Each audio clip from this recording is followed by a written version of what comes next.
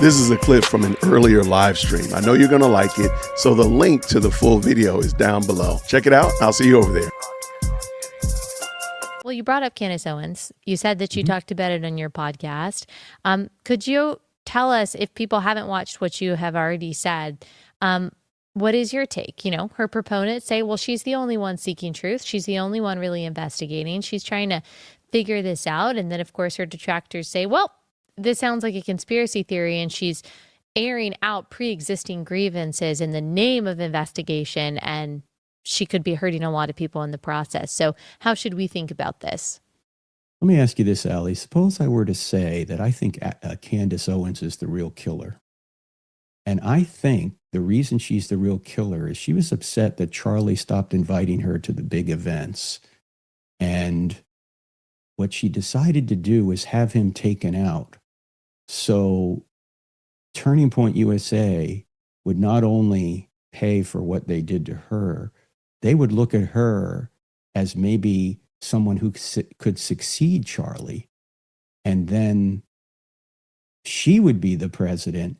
And she's insinuating all sorts of other possibilities in order to prevent her from being found out as the true killer.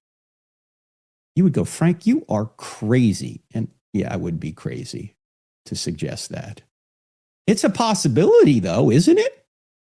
I mean, it's a possibility, Allie. I mean, anything's possible, but do I have evidence for it? I have zero evidence for it.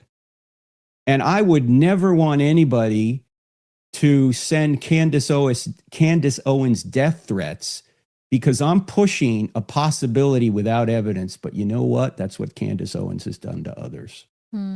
My friend Mikey McCoy is getting death threats. I'm getting emails saying, you never know what could happen to you. Wow. You ought to repent.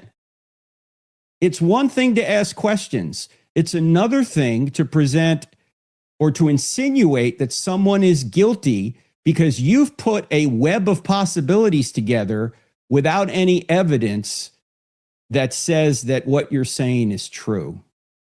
And I know there are a lot of unanswered questions about this particular murder, and there should be.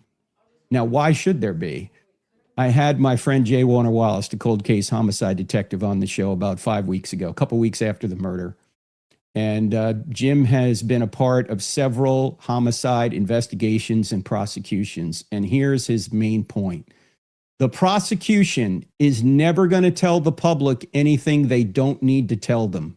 The prosecution's goal is to convict the real killer, not quell conspiracy theories. That's a good point. Why?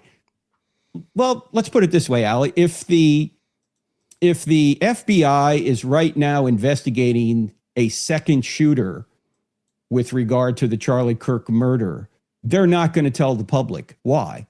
Because if they tell the public and then someone comes forward and says, oh, I saw the second shooter, they don't really know if that guy really saw the second shooter or that guy's just trying to make a name for himself and trying to get attention for himself. Right. They have to keep their cards close to the vest. Also, they don't want to taint the jury pool.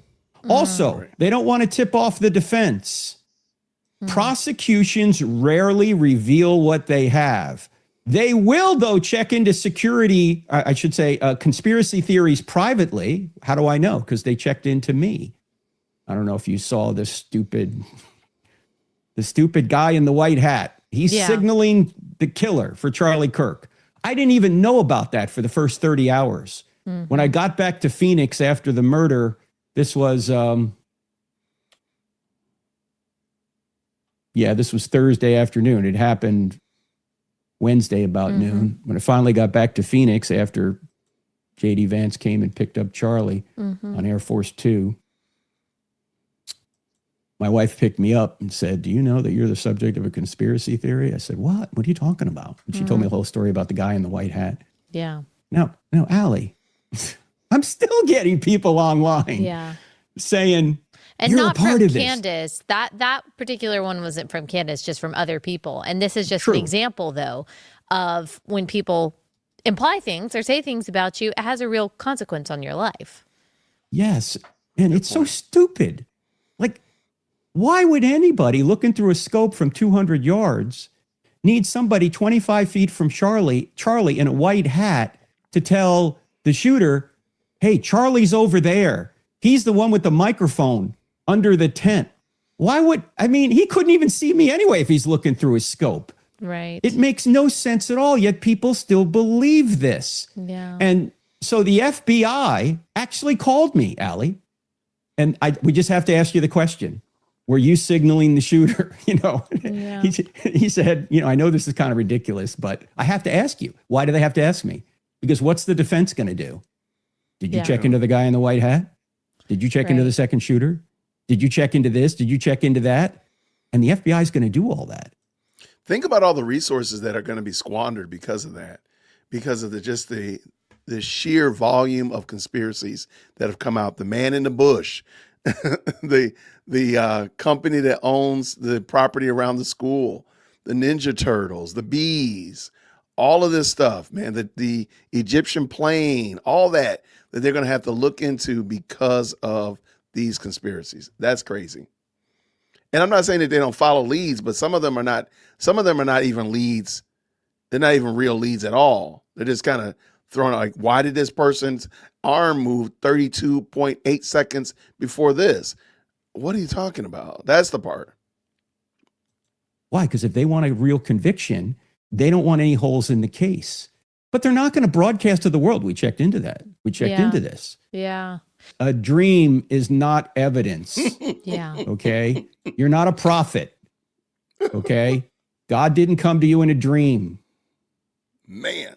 And neither are, secret sources also aren't evidence, because No. when something is not verifiable, I've thought a lot about the Kafka trap, and it was something that we talked about that you could probably explain way better than me, but we talked about this a lot in 2020 of this Kafka trap, which is you're a racist, and if you deny that you're a racist, you just prove more that you're a racist.